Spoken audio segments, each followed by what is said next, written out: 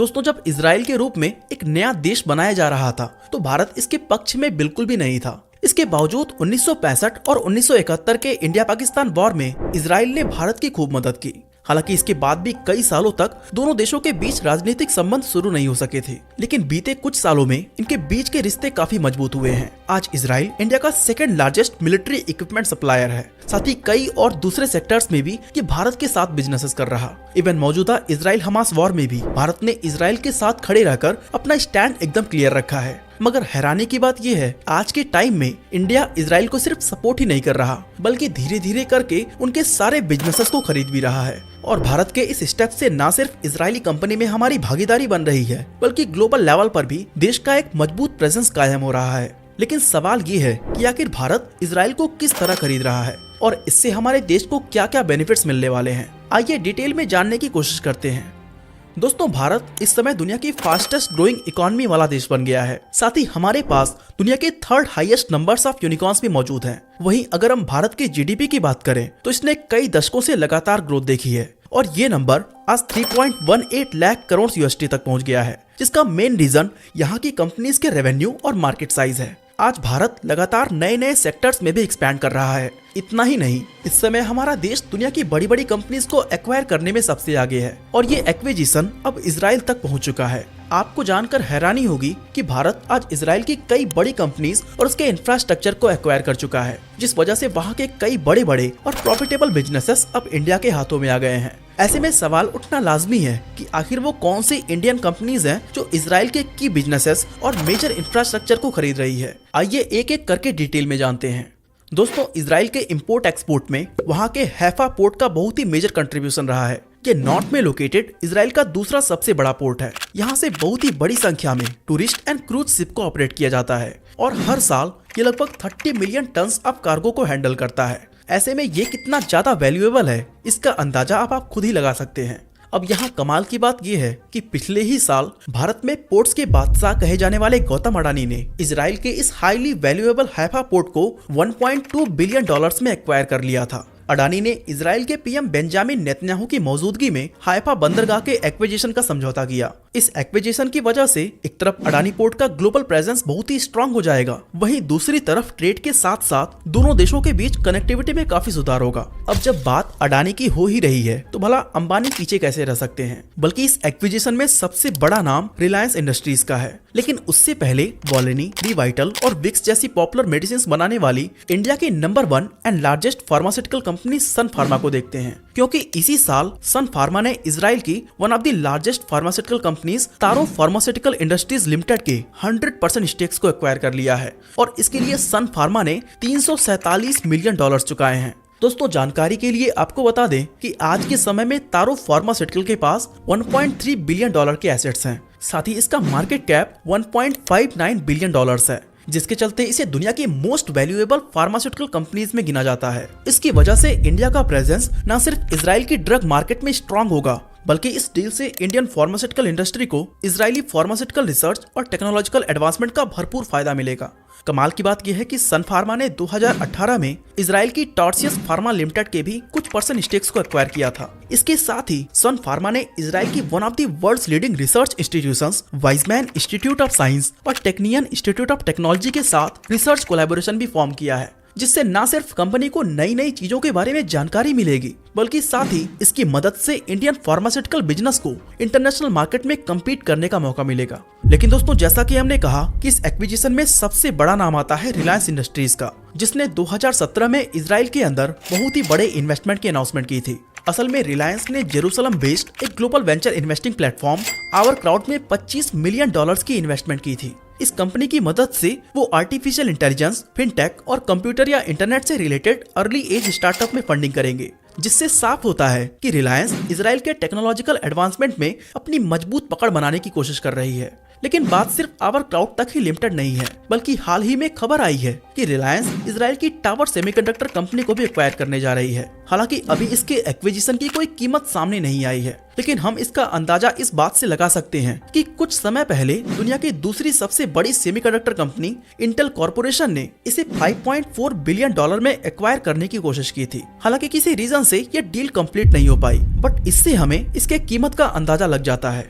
दोस्तों ये कीमत बहुत ही बड़ी है, लेकिन इसके बावजूद भी ये एक्विजिशन रिलायंस के लिए एक प्रॉफिटेबल डील साबित होने वाला है, क्योंकि Tower Semiconductor global chip supply में अच्छी हिस्सेदारी रखती है और ये best analogue chips, medical equipment और मोबाइल फोन्स के क्रिटिकल कंपोनेंट्स को मैन्युफैक्चर करने में एक्सपर्ट हैं। अपनी इन्हीं एक्सपर्टीज के चलते इस कंपनी का रेवेन्यू लगातार बढ़ता रहा है, क्योंकि 2009 में जहां इसका रेवेन्यू $300 मिलियन था, वहीं 2022 में ये बढ़कर $1.68 बिलियन हो गया। लेकिन अच्छी बात यह है कि टावर सेमीकंडक्टर, एरोस्पेस, ऑटोमोटिव और डिफेंस के साथ साथ अलग अलग फील्ड में इसके 300 से भी ज्यादा कस्टमर्स हैं। अब सवाल है कि ये डील रिलायंस के लिए फायदेमंद कैसे होने वाली है। तो असल में रिलायंस इंडस्ट्रीज अपने ट्रेडिशनल बिजनेसेस पर ही ज्यादातर डिपेंड रहा है, लेकिन सेमीकंडक्टर के फील्ड में एंटर करके वो टेक्निकल वर्ल्ड में अपना एक मजबूत प्रेजेंस बना सकेगा। साथ ही रिलायंस का ये स्टेप इंडिया के लिए सेमीकंडक्टर मैन्युफैक्चरिंग के एरिया में नए दरवाजे खोलने का काम करेगा। इसके अलावा टावर सेमीकंडक्टर की फैब्रिकेशन फैसिलिटीज अमेरिका में भी मौजूद है, जहां रॉ मटेरियल्स को कई सारे मैन्युफैक्चरिंग प्रोसेसेस के बाद फिनिश प्रोडक्ट में ट्रांसफॉर्म किया जाता है। ऐसे में अच्छी बात यह है कि रिलायंस को इजराइल के एडवांसमेंट के साथ साथ यूएस की टेक्नोलॉजी का भी एक्सेस मिलेगा और इसकी मदद से फ्यूचर में भारत सेमीकंडक्टर मैन्युफैक्चरिंग के फील्ड में एक बहुत बड़ा नाम बन सकता है।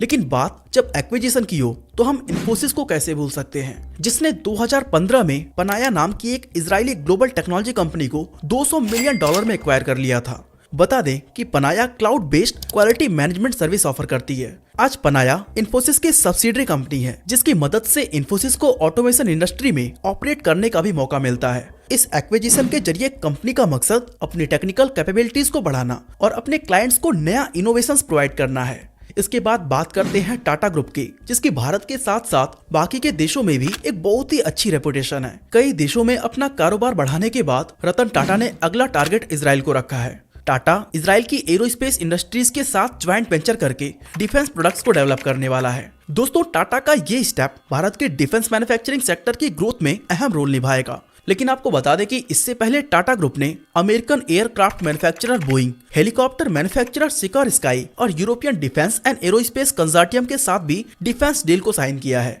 अब एक तरफ इजराइल इंडिया का second largest military equipment supplier है, दूसरी तरफ इस तरह के डील्स की मदद से भारत और इजराइल के मिलिट्री अलायंसेस और भी ज्यादा स्ट्रांग हो जाएंगे। साथ ही इंडिया डिफेंस इक्विपमेंट के लिए किसी दूसरे देश पर निर्भर ना होकर हो सकता है कि मैक्सिमम चीजें खुद ही मैन्युफैक्चर करना शुरू कर दे।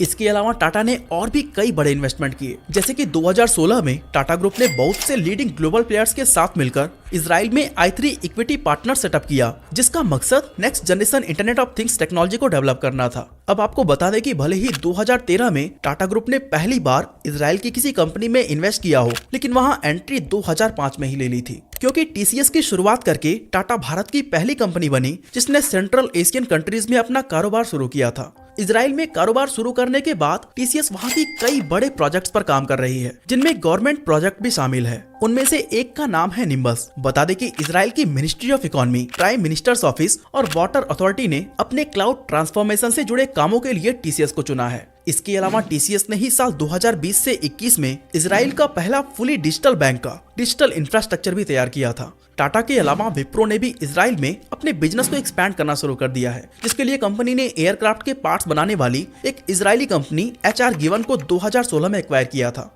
इस एक्विजिशन के बाद इस नई कंपनी का नाम विप्रो गिवन रखा गया था, जो बहुत ही precise, complex and highly accurate machine component, sheet metal fabrications और मेटल एरोस्ट्रक्चर असेंबलीज की मैन्युफैक्चरिंग करती है। दोस्तों आपको बता दें कि इजराइल की एरोस्पेस इंडस्ट्री ग्लोबली रिकॉग्नाइज्ड है। ऐसे में इस सेक्टर की किसी भी कंपनी को एक्वायर करने से विप्रो को इंटरनेशनल मार्केट में एक स्ट्रांग फुटहोल्ड मिलता है। यानी इसकी हेल्प से विप्रो को ग्लोबली अपने रीच और कस्टमर बेस को बढ़ाने में बहुत ही ज्यादा हेल्प मिलने वाली है। अब अगर हम कुछ और एक्विजिशंस को देखें तो भारत की एग्रीटेक कंपनी जैन इरिगेशन ने साल 2012 में इजराइल की एक इरिगेशन इक्विपमेंट कंपनी नांदान को एक्वायर कर लिया था, जो कॉस्ट इफेक्टिव इरिगेशन के सोल्यूशन देती है। इसके अलावा साल 2019 में भारत के लोहिया ग्रुप ने इजराइल की defence company light and strong को एक्वायर किया। साल 2017 में भारत की water management company Saisanket private limited ने इजराइल की लीडिंग मेटल पार्ट्स और मेटल डिवाइस मैन्युफैक्चरर सैटला को एक्वायर किया था।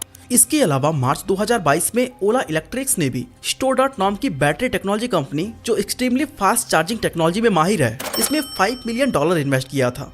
इस कंपनी में इन्वेस्टमेंट के पीछे ओला इलेक्ट्रिक्स का मकसद न्यू एनर्जी सिस्टम को डेवलप करना था, और दोस्तों सिर्फ प्राइवेट कंपनीज ही नहीं बल्कि इजराइल की कंपनीज का एक्विजिशन या उनसे ज्वाइंट वेंचर करने में भारत की पब्लिक सेक्टर यूनिट यानी पीएसयू भी बढ़ चढ़कर आगे आई है। फॉर एग्जांपल 2021 में इंडियन ऑयल कॉर्पोरेशन लिमिटेड ने इजराइल की एक स्टार्टअप फिनर्जी के साथ ज्वाइंट वेंचर किया था ताकि इसकी मदद से फ्यूल सेल्स और एल्यूमिनियम एयर बैटरी सिस्टम को प्रोड्यूस किया जा सके। दोस्तों इजराइल में अपना प्रेजेंस बनाने वाली इंडियन कंपनीज की लिस्ट अभी और भी बहुत लंबी है, जिसमें माइनिंग करने वाली company NMDC, Indian chain of jewellery showrooms Kalyan jewellers और टाइटन भी शामिल है। इसके साथ ही tech Mahindra, SBI, Indian multinational company Bharat forge और लार्सन एंड टर्बो यानी कि एल&टी ने भी इजराइल में बड़ा इन्वेस्टमेंट कर रखा है। और ये इन्वेस्टमेंट न सिर्फ भारत और इजराइल के रिश्ते को मजबूत बना रहा है बल्कि इजराइल के अंदर भारत के लिए कई तरह की नई अपॉर्चुनिटीज भी डेवलप कर रहा है, क्योंकि इनमें से हर एक्विजिशन स्ट्रेटेजिक स्टेप की तरह नजर आता है। अगर आप गौर करें तो इंडियन कंपनीज इन एक्विजिशंस के मदद से उन के सेक्टर्स को टारगेट कर रही है जिनका किसी भी देश के डेवलपमेंट में बहुत ही बड़ा रोल रहता है। ऐसे में इस बात से कोई शक नहीं है कि इंडिया को भी इसका भरपूर फायदा मिलने वाला है। लेकिन अगर हम कंपनीज और उनके द्वारा किए जा रहे एक्विजिशन से हटकर बात करें तो भारत सरकार और इजरायली गवर्नमेंट दोनों ने अपने कनेक्शंस को स्ट्रांग बनाने और देश के सभी सेक्टर्स को एडवांस बनाने की खातिर कई सालों तक के लिए अलग अलग तरह के समझौते किए हैं। फॉर एग्जाम्पल पिछले कुछ सालों में इजराइल के आईटी सेक्टर में इंडियन एम्प्लॉयज की संख्या में काफी उछाल आया है। सॉफ्टवेयर डेवलपमेंट से लेकर साइबर सिक्योरिटी तक इंडियंस धीरे धीरे इजरायली बिजनेसेस का एक इम्पोर्टेंट हिस्सा बनते जा रहे हैं। कुल मिलाकर आज लगभग 18,000 इंडियंस इजराइल में काम कर रहे हैं। अब भले ही ये नंबर अमेरिका या इस जैसे किसी दूसरे बड़े देशों में रहने वाले इंडियंस के मुकाबले काफी कम है, लेकिन इजराइल जैसे छोटे से देश में भारतीयों की इतनी संख्या होना भी एक बड़ी बात है। अब इन सब से हटकर मिलिट्री एस्पेक्ट की बात करें तो इंडिया ने इजराइल के एडवांस्ड डिफेंस टेक्नोलॉजीज को भी एक्वायर कर लिया है, जैसे कि एक लॉन्ग रेंज वाली surface to air missile Barak 8। इसे भारत के डीआरडीओ और इजरायली एरोस्पेस इंडस्ट्री ने साथ मिलकर डेवलप किया। लेकिन दोस्तों आपको बता दें कि ये कोई ट्रेडिशनल परचेज नहीं बल्कि एक कोलैबोरेशन था जिसकी मदद से इंडिया अपनी टेक्नोलॉजिकल कैपेबिलिटीज को बढ़ा रहा है। लेकिन दोस्तों यहाँ पर एक बात समझना जरूरी है कि आखिर ये सब हो क्यों रहा और इंडियन कंपनीज इजराइल में अपना इंटरेस्ट क्यों दिखा रही है। वैसे तो इसके कई रीजंस हो सकते हैं, लेकिन अगर हम सबसे मेजर रीजन की बात करें तो वो है भारत और इजराइल के बीच की दोस्ती। इन दोनों देशों का इतिहास में दूर दूर तक कोई खास कनेक्शन नहीं है, इसके बावजूद ये एक दूसरे के समर्थन में खड़े रहते हैं। जैसे कि इजराइल एक छोटा देश है, ऐसे में बिलियन ऑफ डॉलर्स का इन्वेस्टमेंट उसके लिए लॉन्ग टर्म में काफी प्रॉफिटेबल होने वाला है। वहीं इस तरह की इजरायली कंपनीज का एक्विजिशन भारत के लिए भी काफी प्रॉफिटेबल है, क्योंकि इनकी मदद से इंडियन कंपनीज के पास एडवांस टेक्नोलॉजी का एक्सेस आएगा और ग्लोबल मार्केट में ये ज्यादा स्ट्रांगली कम्पीट कर पाएंगी। ऐसे में देखा जाए तो ये एक्विजिशन एक विन विन सिचुएशन डेवलप कर सकता है। वैसे दोस्तों आपको इस एक्विजिशन के पीछे मेजर रीजन क्या नजर आता है, हमें कमेंट करके जरूर बताएं।